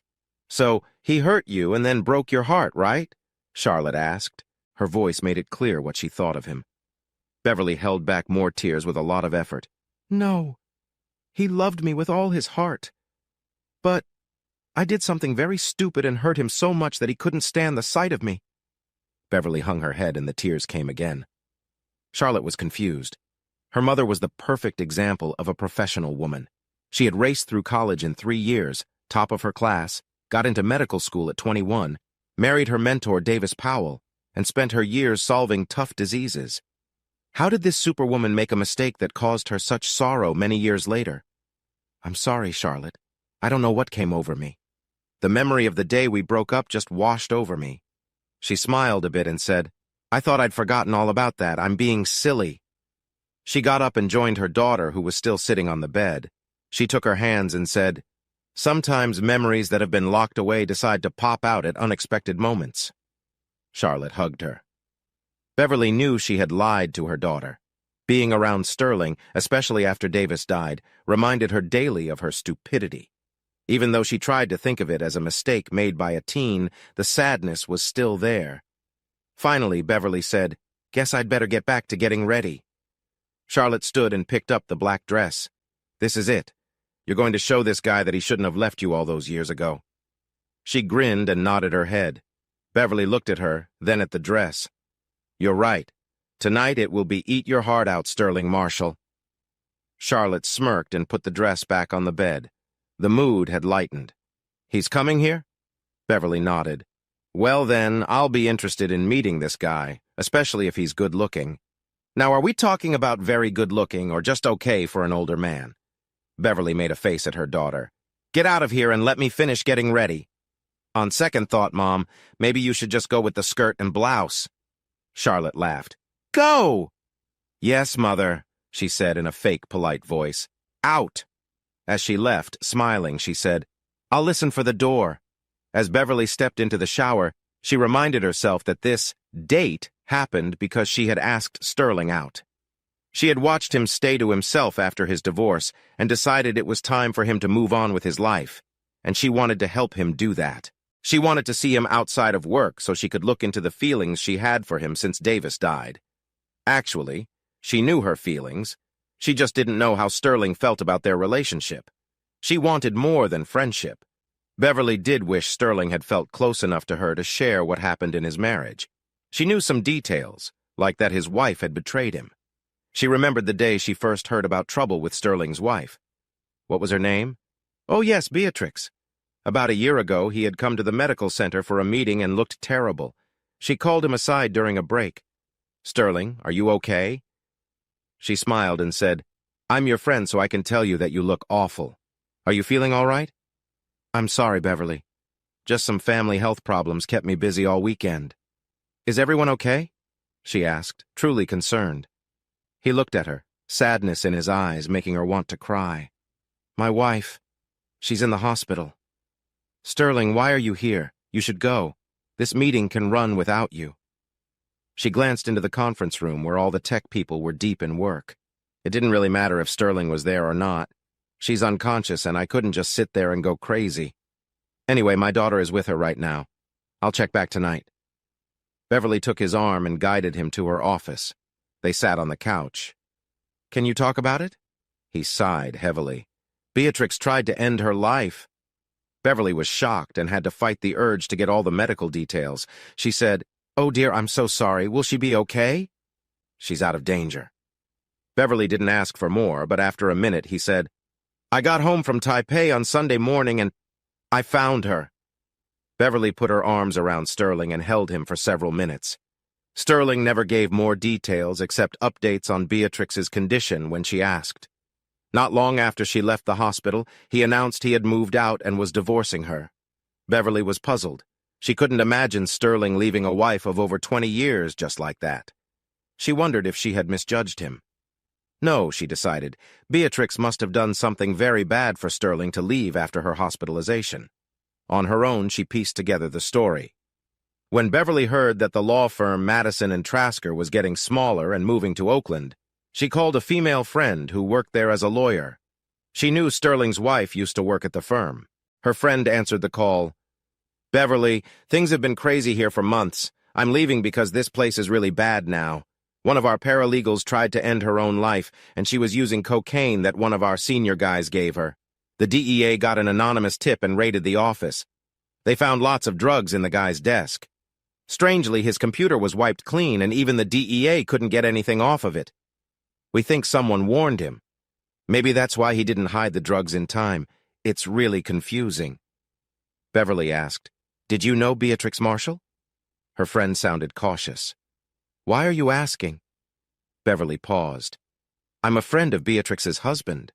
Why don't you just ask him? No, I can't do that. There was a brief silence before her friend spoke again. Okay, Beverly. I heard that some senior guys were giving cocaine to assistants in exchange for, being friendly. Beatrix Marshall was involved too. There were lawsuits, firings, and many lawyers left the firm. Thanks. I owe you one. Her friend laughed. You couldn't afford me, but send some business my way. I'll be at Lloyd & Johnson. Now Beverly knew what had broken up Sterling's marriage. It made her sad. What had made Beatrix trade something so important for drugs? Beverly knew they had 2 kids and enough money. Was Sterling such a bad husband that Beatrix turned to drugs and tried to harm herself? Beverly couldn't believe it. Beverly had known Beatrix from high school. Not well, but Beatrix and her older sister Emily were on the pep squad together, so there was some contact. She didn't see Beatrix again until about 3 years ago, soon after Sterling got a big contract to update the computer systems at the medical center. They met at a charity event for the medical center, which was also honoring Davis, a mutual friend who was fighting cancer. Davis was there in a wheelchair, and the cancer was spreading quickly. At the event, Beverly and Davis ended up seated with Sterling and Beatrix. Even though it had been years, Beverly and Beatrix recognized each other. The event was too loud for much conversation, but Beverly noticed a distance between Sterling and Beatrix. Beatrix was still very attractive and looked about the same as in high school. Beverly also saw Beatrix drinking a lot of wine. That night, Davis gave a touching speech, making jokes and thanking his staff. Many people had tears in their eyes by the time he finished. When the night was almost over, only Beverly, Davis, Sterling, and Beatrix were left at the table. Sterling was trying to get Beatrix to dance, but she wasn't interested. Davis turned to Sterling and asked, "Sterling, could you do me a favor? Beverly loves to dance, but I can't because I'm in this chair. Could you dance with her for me?" Sterling smiled and stood up. "I'd be happy to." Beatrix glared at Sterling and grabbed the last bottle of wine on the table. Beverly remembered that dance like it was yesterday. She wondered why Beatrix didn't want to dance with Sterling. When Sterling took her in his arms, she forgot about everything else. The wine she drank made her feel relaxed, and she enjoyed the dance fully. Sterling was a great dancer, leading her smoothly around the dance floor. It felt like he could guide her with just a slight touch. The dance was amazing, but it ended too soon. When they returned to the table, Beatrix looked extremely angry. Thinking about that night, Beverly wondered if that dance had set Beatrix on her path of drugs. Was Beatrix jealous and insecure because Sterling worked with Beverly every day? Beverly and Beatrix had been rivals years ago, but Beatrix ended up with Sterling. Why would she feel threatened? Beverly tried to push the memories away, but they flooded back. She was 16 again, in love for the first time, enjoying a beautiful summer in Northern California. Those days with Sterling were magical. He had opened up to her after his previous girlfriend Beatrix had broken up with him. At the time, Beverly couldn't understand why, but she was glad for the chance to be with him. Beverly vaguely knew who Beatrix was. Late in the summer, just before school started, she saw Beatrix at the Berkeley pool where Sterling was the lifeguard. Beverly got a lot of joy walking up to Sterling and linking her arm with his. Beatrix looked shocked. It was funny because Beatrix seemed to want to be with Sterling, but he wasn't interested. He didn't say anything, but his cool attitude showed it. Beatrix had left him for the exciting life of a cheerleader. She found out he wasn't going to wait for her. Beverly never told Sterling how happy she was to see his ex-girlfriend get a reality check. When Beverly showered before her date with Sterling, she knew it was a small win. After all, who ended up married to Sterling? Beatrix, the ex-girlfriend. Life played a mean trick on Beverly and Sterling, and they broke up because of her mistakes. She had hurt the man she loved, and it took her a long time to get over it. In fact, after Davis's death, she still wondered, what if? The summer Sterling came back from 4 years in the Marines, Beverly was 21 and doing a research internship with Dr. Davis Powell, who she greatly admired. She was a recent college graduate waiting to start medical school in the fall and had won one of Davis's summer internships. Davis was charming and driven and about 10 years older. His proposal took her by surprise. Beverly often thought if Sterling had come back just a few weeks earlier, would her life have been different? When he did show up by chance in her lab on his first day back, she was stunned. She was alone in the lab, carefully setting down a beaker, and ran to him, throwing her arms around him. They hugged like old friends, their troubled past behind them. Both had grown a lot over the years. During the few weeks he was on campus, they had several lunches together. Davis was always too busy for lunch, so it was a nice change for Beverly. They talked a little about where he had been the past 4 years, but mostly about the future. Sterling was excited to start school at Cal Poly in San Luis Obispo, where he hoped to design and build new computers. Beverly was excited about starting medical school. Somehow, her engagement to Davis felt less exciting. It almost seemed like a smart business decision. Over the years, their love grew, and with the birth of their daughter Charlotte, they became even closer. Davis was a great man, husband, and father, and losing him was a hard blow. From the beginning, she made it clear to Sterling that she was engaged, and there was no future for them. If Sterling was hurt, he hid it well. But considering how she had hurt him in the past, it wasn't surprising. She and Sterling promised to stay friends and write each other, but with medical school and his college, letters became fewer. The last note she got from him was a week before her wedding, congratulating her.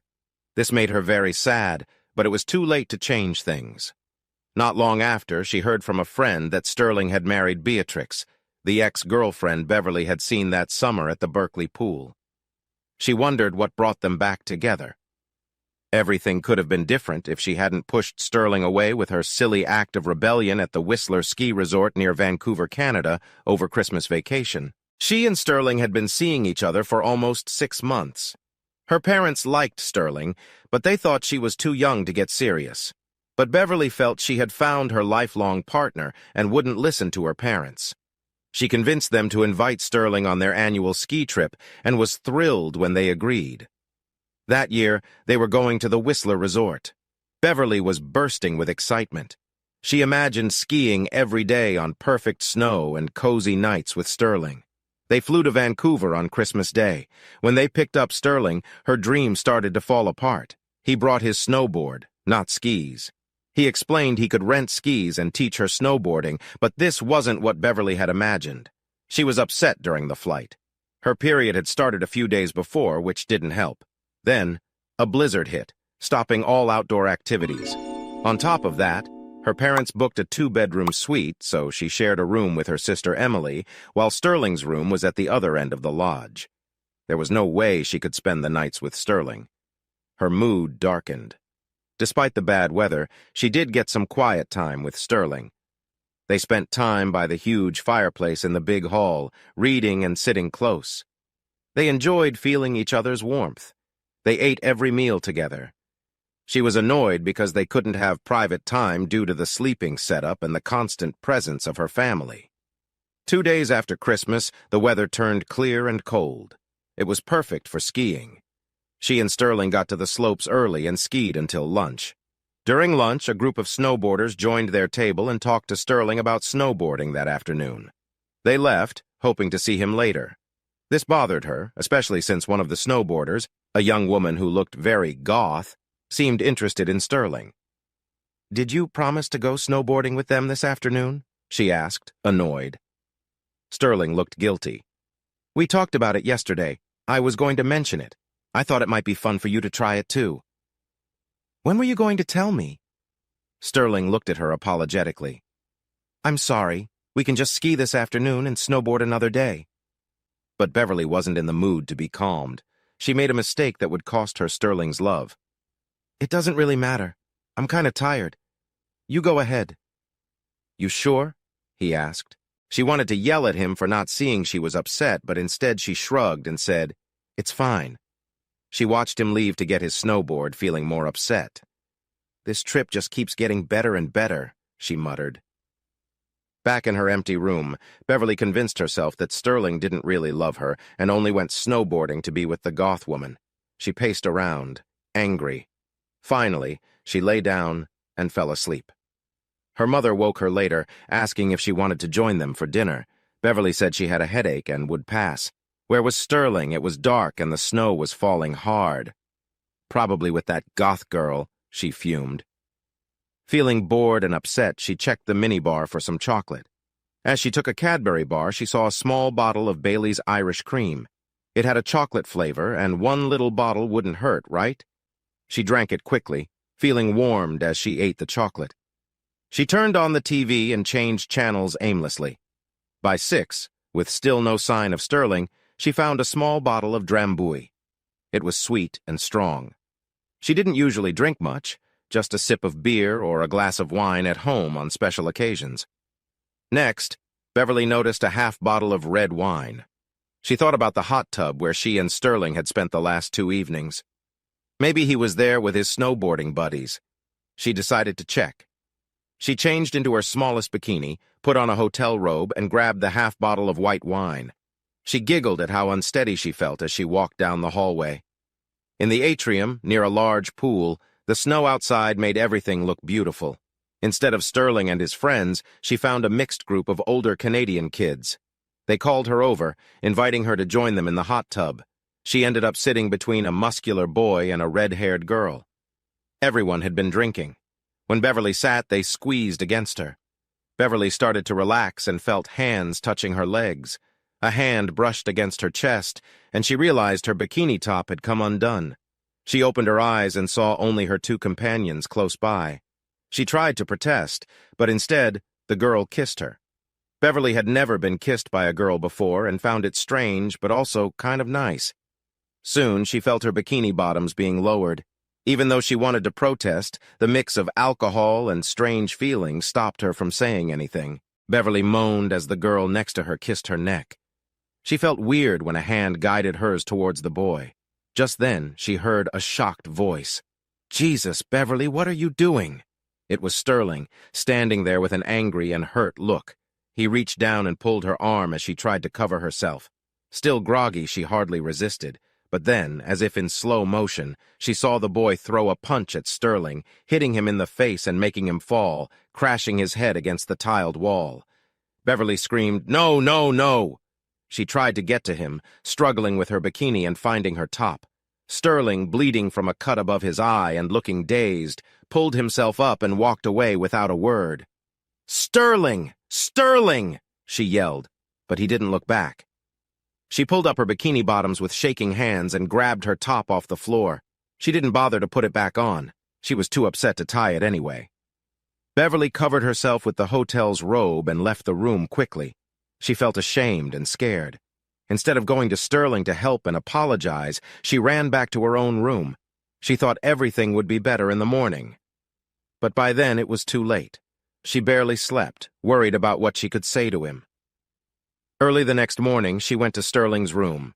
Only the maid was there, and Sterling and his things were gone. Panicked, Beverly asked at the front desk.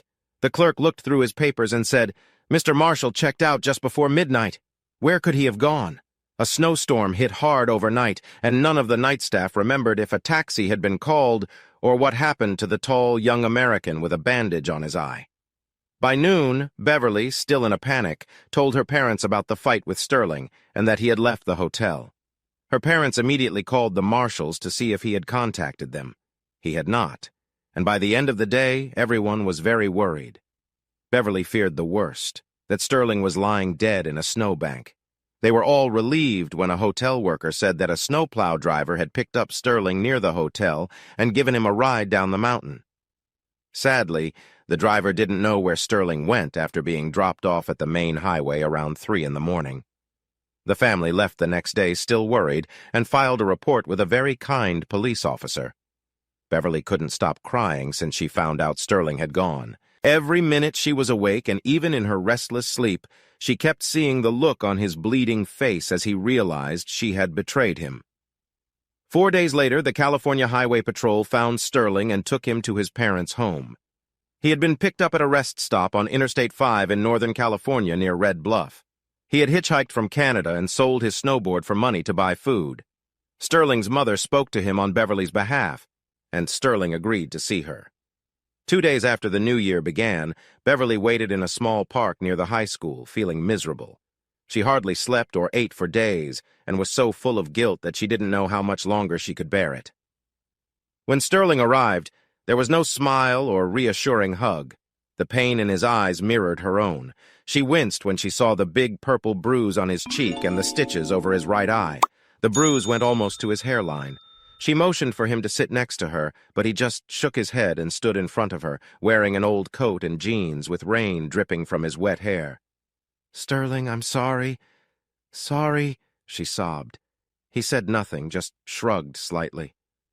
"I know I can't take it back or pretend it never happened, but I need to tell you I was drunk." His expression didn't change. "I was stupid and jealous. Jealous of that girl, and I was mad, so I started drinking. I went to the hot tub to see if you were there. I should have left, but I got in and... Beverly put her head down and cried, the tears mixing with the rain on her face. After a while, she looked up. The hurt in his eyes showed how deeply she had hurt him. "I'm sorry. So sorry. Will you ever forgive me?"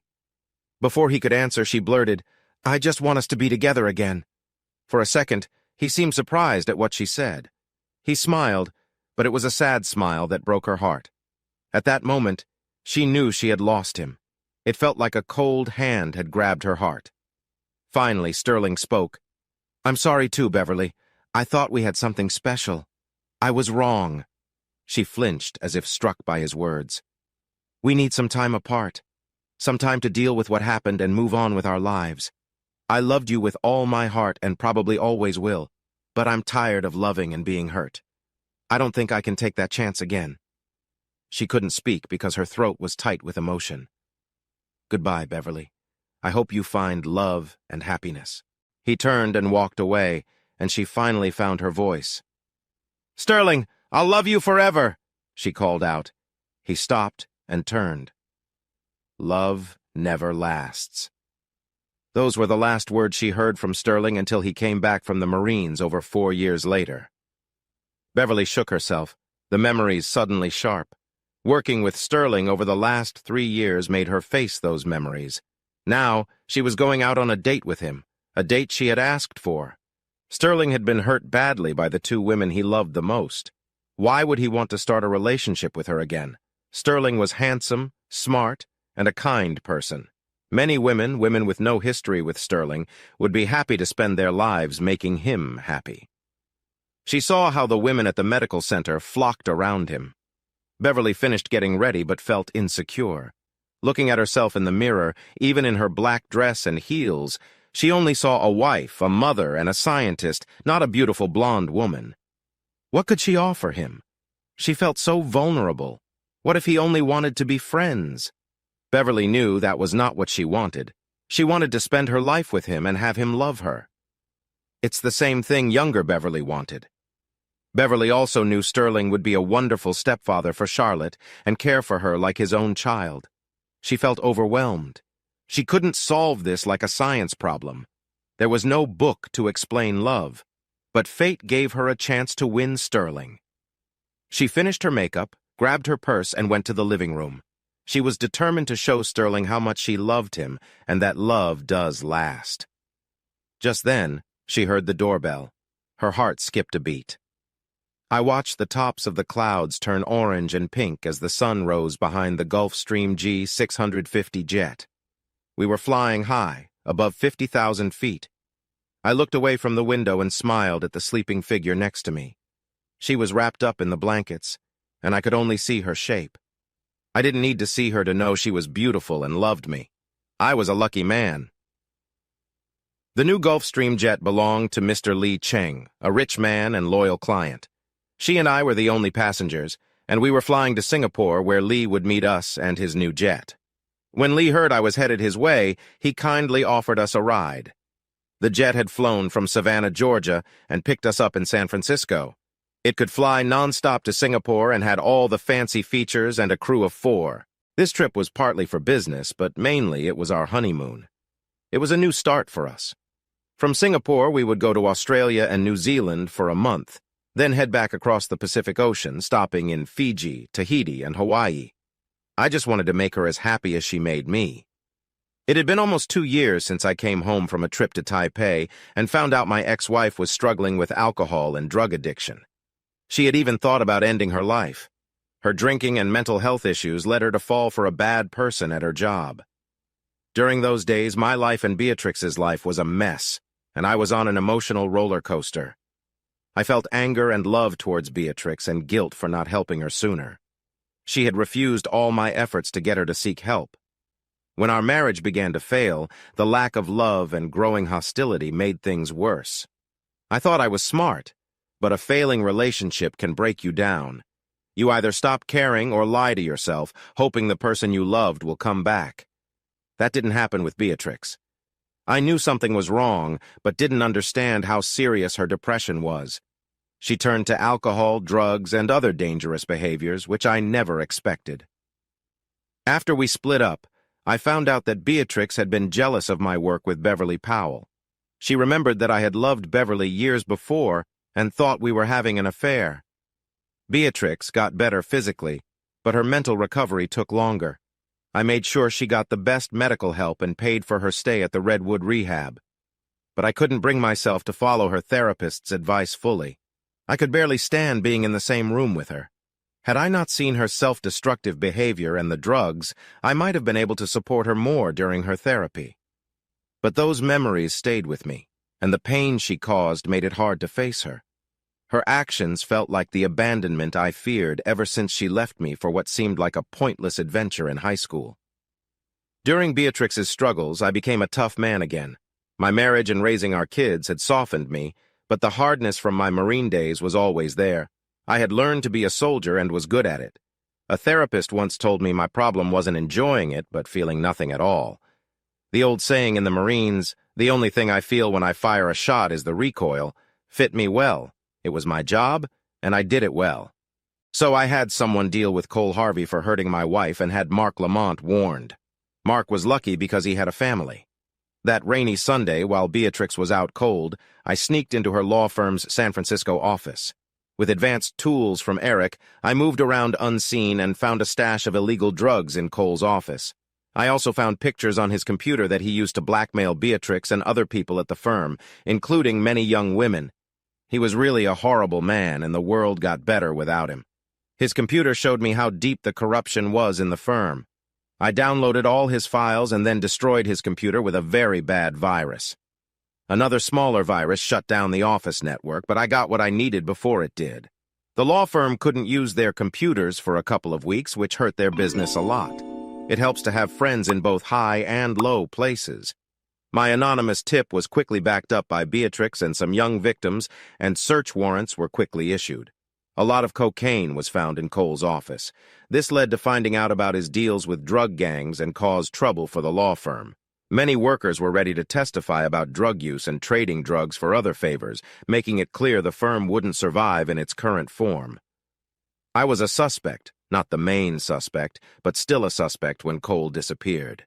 Many people wanted him gone because of his grand jury testimony and worries about what else he might reveal. Many bad people wanted him to vanish. I wanted to handle it myself, but Steve talked me out of it. When Cole went missing, I was on a plane to Seoul. I joked to myself that parts of his body might now be part of a construction site.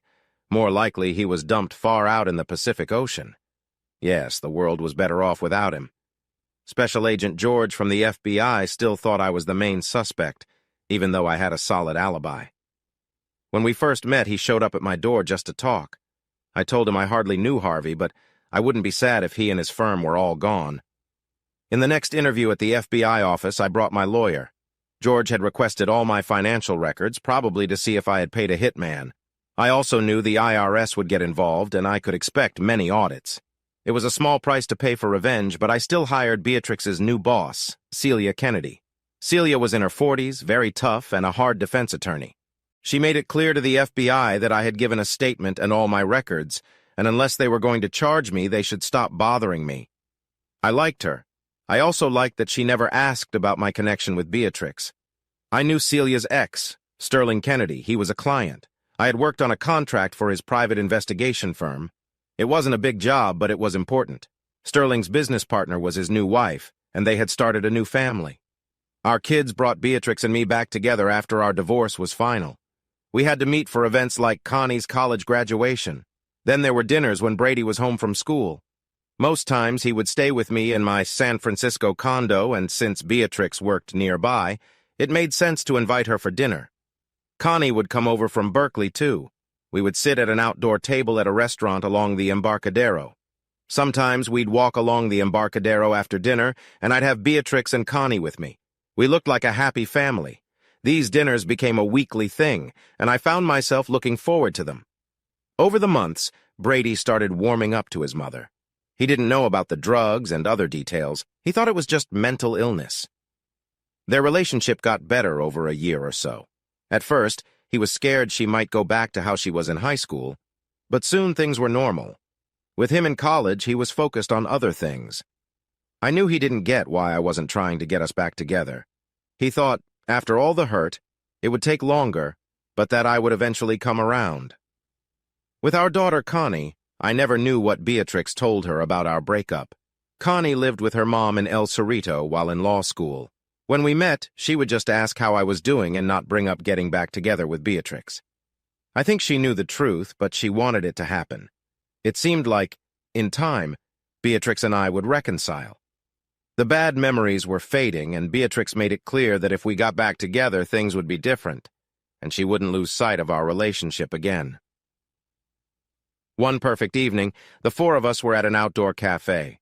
Connie and I shared a bottle of wine. Brady had some too, took sips from his sister's glass. He felt relaxed with the evening sun on the bay and a light breeze.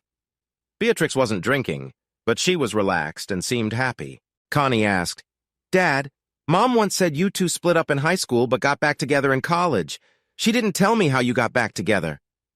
Connie suddenly looked embarrassed, maybe thinking she had touched on a sensitive topic. Beatrix looked sad for a moment. Before I could answer, she said, "We didn't split up. I broke up with your dad because I thought cheerleading was more important. When I realized I was wrong, he had moved on and then joined the Marines for 4 years." Brady paid attention. Like Connie, he only knew the simple story of us growing up together, falling in love, and getting married when I was in college. He exclaimed, "So what happened?" Beatrix smiled, but her eyes were sad. "I was very determined. When I found out your dad was going to Cal Poly after I graduated from Cal, I applied for a job at Poly and got one in the admissions office." I smiled and took over the story. "I remember the first day I saw your mom at Poly. It was a beautiful late summer day. I stood in long lines for class assignments and student IDs, feeling old for a freshman at almost 23. Today, I'm sure all those things are done online, maybe even through a Cal Poly app on your phone." I laughed. My time in the Marines didn't help my social skills, plus, I really hated standing in lines after that. They all laughed, having heard my story of the drill instructor who told a new private that he knew the private hated him and would probably come to spit on his grave one day. The private replied, "One thing I learned in 12 weeks in the Marines is I hate standing in lines." So, I mostly kept to myself and watched the young students around me act silly. "It wasn't that bad. Even nerds have fun sometimes," Beatrix added. Everyone laughed, knowing Cal Poly's reputation as a school for smart kids. As I was saying, instead of having fun with everyone, I just watched and felt old, wondering how I would fit in. I was surprised when I got to the end of one long line and saw your mom sitting at the registration table. She was helping out, and while I was getting something important taken care of that day, she asked me out. And the rest is history. "Actually, I think it was your parking permit," Beatrix replied with a straight face. "See, I told you it was important." I winked at Connie and Brady, who chuckled. This kind of good-natured teasing was typical of our evenings. But Beatrix and I never went out alone. We just settled into family life when the kids were around. Many times, Brady and Connie left us alone after dinner, and I walked Beatrix to the BART station. I was sure she wanted me to ask her out, but she was too unsure to ask me. We had come a long way since our days at Cal Poly, but I was confused. I loved 2 women. Over the past 3 years, I had worked with Beverly Powell. During that time, both of us went through tough times that brought us closer together. As my marriage fell apart, even before Beatrix tried to take her life, I found myself drawn to Beverly. Beatrix's worry that working with Beverly might rekindle old feelings was right, but it was Beatrix who made it possible. I was afraid to say anything to Beverly, not wanting to risk our friendship. As the project at the medical center ended, the thought of not seeing Beverly almost every day was unbearable. As a single guy, I was in a rut. I worked and then went home to my condo. I saw Beatrix and the kids almost every week and found I enjoyed those times more and more as memories faded and habits from 20 years came back. Was that enough? Most days I felt torn apart. I wanted my family back together and missed the loving wife I had for those years, but I also felt a strong pull towards Beverly, who had also suffered her own losses.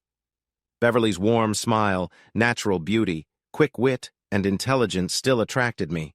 Yes, she had hurt me, but that was long ago and best forgotten. Looking back, I saw that we were 2 teens who were a good match but immature. We didn't communicate well and had different expectations on that Canada trip. The result was a disaster. She got drunk and was taken advantage of by 2 older teens. I overreacted, and what should have been a minor argument turned into a breakup. My pride and foolishness caused me to lose her. During my time in the Marines, as I learned the patience needed for a sniper, I had a lot of time to think about those times with Beverly. As I grew older, my anger at her turned into anger at myself. Many times I thought of writing to her, but I was convinced I had hurt her so badly that she would never want to see me again. When I came back from the Marines and met her by chance at Berkeley, she hugged me and cried, but it was too late. Those few weeks at the end of that summer, when the soft light of summer in Northern California made everything seem unreal, those were the days I remembered with Beverly. I could not tell her then that I still loved her. We had a picnic on campus, sitting in the shade of the trees on the lawns. She didn't know much about my time in the Marines because I only shared the funny moments and the silly parts of military life. After a few weeks, I wished her well, let her go, and began my new life as a student at Cal Poly. Was I on the rebound when Beatrix suddenly came back into my life at school? Maybe, but we already had a connection. Back then, I was wise enough to understand that living with regret over memories of Beverly wouldn't help when I had Beatrix who loved me. She made it clear she had made a mistake all those years ago. Our bond grew stronger, and my love for her came back. Now, we share memories and the joy of raising 2 children and many happy years of marriage. Could I let Beverly go again? Should I? Were happy memories and raising children enough to fix a marriage that had been broken? Did I want to risk it with Beatrix? These questions and my guilt over not stopping Beatrix from her self-destructive path troubled me. Then one day, during one of our last meetings at the medical center after the project was finished, Beverly asked me to dinner. I was nervous. Did she know how I felt? Did she feel the same way? We had gone through a lot together, working side by side for almost 3 years.